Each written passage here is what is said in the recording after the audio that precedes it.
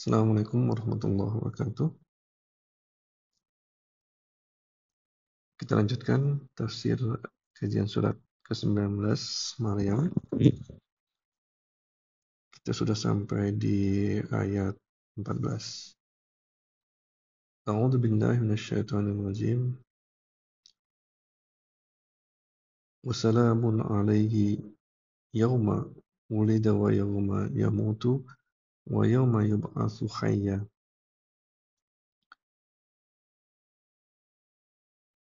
Kesejahteraan pada dirinya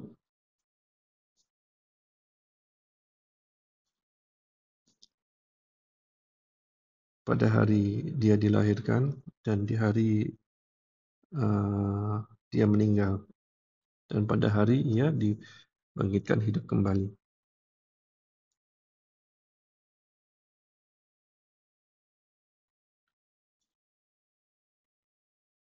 Baik, ini masih melanjutkan kisah sebelumnya, yaitu kisah tentang Yahya yang lahir dari doa ayahnya, Nabi Zakaria, yang menginginkan agar ilmunya itu bisa diteruskan, kemudian bisa menjaga Bani Israel untuk mengingatkan mereka supaya kembali ke dalam agama yang lurus. Setelah sebelumnya Allah mengatakan bahwa Yahya memiliki tenggang rasa atau rasa sayang kepada sesamanya yang besar, kemudian dia dibersihkan daripada dosa, sampai ada ahli tafsir yang mengatakan bahwa Nabi Yahya ini adalah salah satu manusia yang tidak pernah melakukan dosa, kemudian dia orang yang sangat bertakwa, berbakti kepada orang tuanya, tidak sombong dan tidak durhaka. Nah, kemudian Allah memfirmankan bahwa di 3 hari di mana kita memasuki alam yang berbeda, yaitu ketika kita dilahirkan, ketika kita pindah dari alam rahim masuk ke alam dunia, dan kemudian ketika meninggal, kita berpindah dari alam dunia menuju alam barzah, dan ketika kita dibangkitkan, berdiri menghadap Allah, menghadapi hari pengadilan dan hari pembalasan, Yahya adalah seorang yang digaransi kepada Allah akan keselamatannya dan kesejahteraannya. Jadi inilah keutamaan dari Nabi Yahya. Selanjutnya kita membahas tentang kisah Maryam yang merupakan kisah yang sangat unik. Setelah sebelumnya Nabi Zakaria memiliki anak dari kondisi yang sudah tidak memungkinkan karena Nabi Zakaria sudah tua, istrinya mandul, tetapi Allah bisa menciptakan istri Nabi Zakaria ini hamil, kemudian melahirkan Yahya yang sudah Allah tuliskan qadarnya tentang kehidupannya yang baik. Ketika ia hidup, mati dan dibangkitkan, maka Allah menyampaikan kisah Maryam yang juga luar biasa. Karena apa? Karena Maryam lahir dari keluarga yang sangat soleh, keluarga Imran dengan ibunya yang bernama Hana. Nah, Maryam ini ketika dalam kandungan, ibunya berdoa agar diberikan seorang anak yang menjadi istilahnya penjaga atau pembela agama. Nah, ketika Maryam lahir, ibunya ya namanya manusia sedikit kecewa. Karena apa? Karena perempuan nggak sama dengan laki-laki.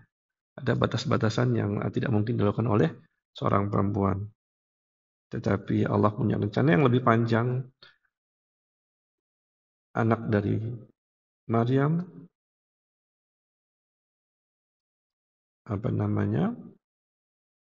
adalah hasil dari doa yang dilakukan oleh ibu Maryam, yaitu seorang nabi yang sangat soleh, Nabi Isa. Bagaimana kisahnya? A'udzubillahi minasyaitonirrajim. Wadhkur fil kitabi Maryam. Dan ingatlah di dalam kitab, yaitu kisah tentang Maryam, idzin tabadat min ahliha, ketika ia menjauhkan diri dari keluarganya, makanan syarqiyya, ke suatu tempat di sebelah timur. Jadi Maryam ini ketika besar dijaga, dididik, dibesarkan oleh saudara dari ibunya, yaitu Nabi Zakaria, yang merupakan guru terbaik yang ada di masa itu karena beliau seorang nabi dan pemimpin agama dari Bani Israel. Nah, Maryam ini memiliki kemampuan ibadah yang sangat tinggi, dan ketika kisah ini di highlight,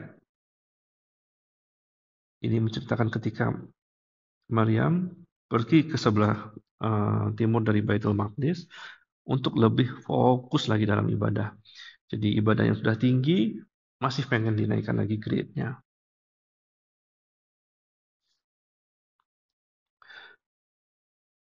Fattakhadzat min dunihim hijabah.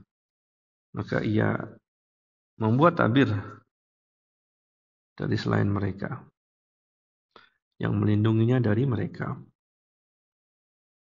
Jadi Maryam pergi ke daerah yang agak jauh dari keluarganya, kemudian dia buat hijab yang betul-betul menjauhkan dirinya dari segala macam aktivitas di luar.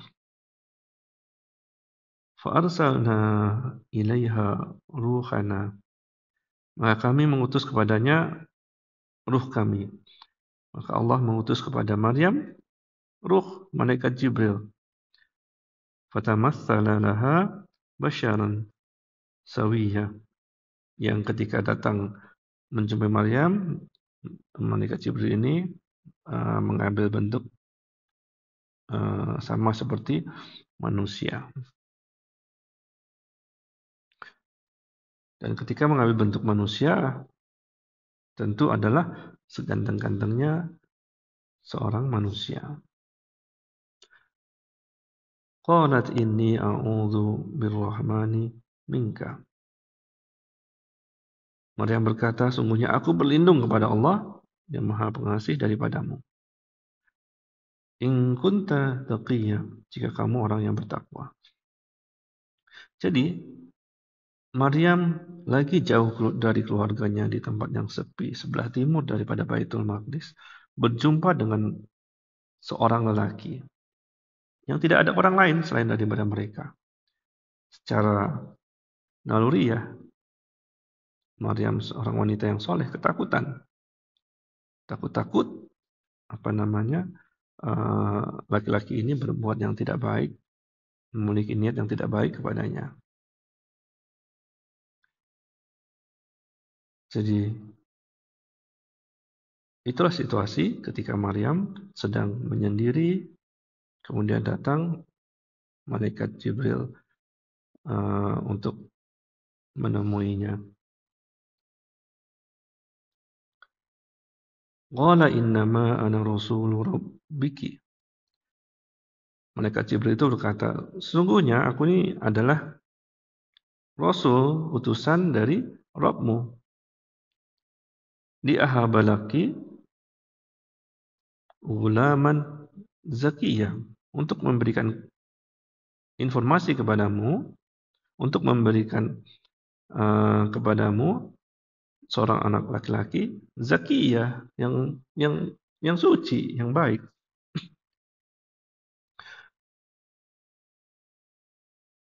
Jadi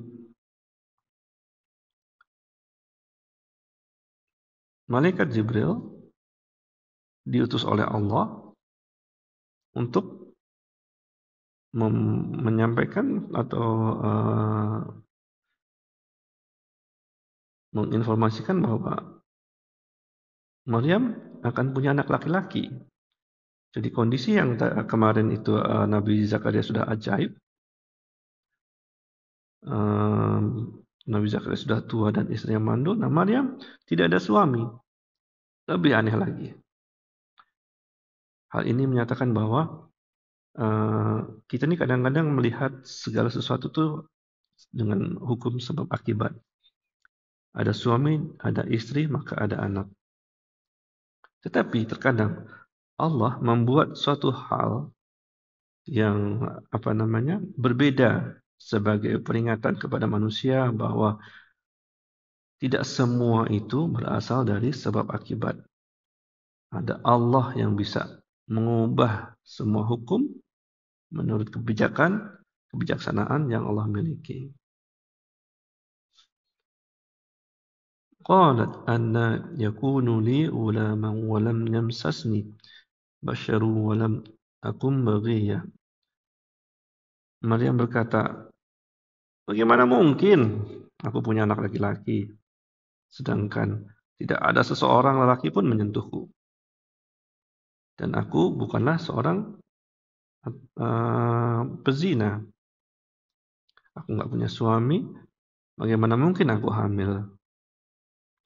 Karena hubungan suami dan istri adalah merupakan sebab dari lahirnya seorang anak.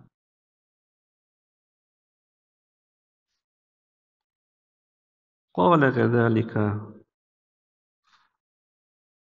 Malaikat Jibril berkata, demikianlah. Qala rabbiki.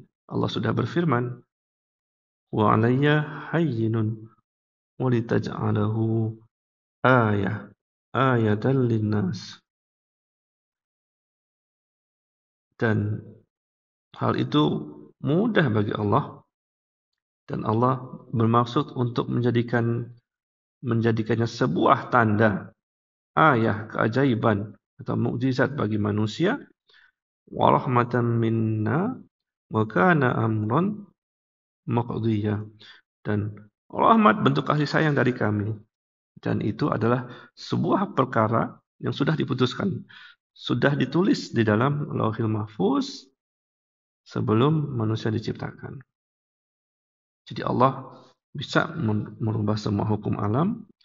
Kemudian Allah mau menjadikan anak laki-laki Maryam ini sebagai tanda keajaiban, karena proses kelahirannya yang sangat ajaib, tidak punya ayah. Kemudian bentuk kasih sayang Allah, karena yang lahir ini adalah seorang nabi nantinya, yang akan mengajarkan ilmu, yang akan membawa orang yang tersesat kembali ke jalan yang lurus. Dan juga nanti ketika Nabi Isa dimunculkan kembali di akhir zaman menghadapi Dajjal, ini adalah bentuk kasih sayang Allah, karena tidak ada yang bisa membunuh Dajjal selain daripada Nabi Isa. Dan ini adalah suatu perkara yang sudah diputuskan. Ini merupakan qadar daripada Allah yang sudah Allah tulis 50.000 tahun sebelum langit dan bumi diciptakan. Jadi teman-teman, kita mesti ingat bahwa kita ini berjalan mengikuti takdir yang sudah Allah tentukan. Kita diminta untuk mensikapinya dengan baik, dan ada malaikat yang ada di kanan kiri kita yang mencatat bagaimana kita mensikapi semua takdir yang sudah Allah berikan kepada kita.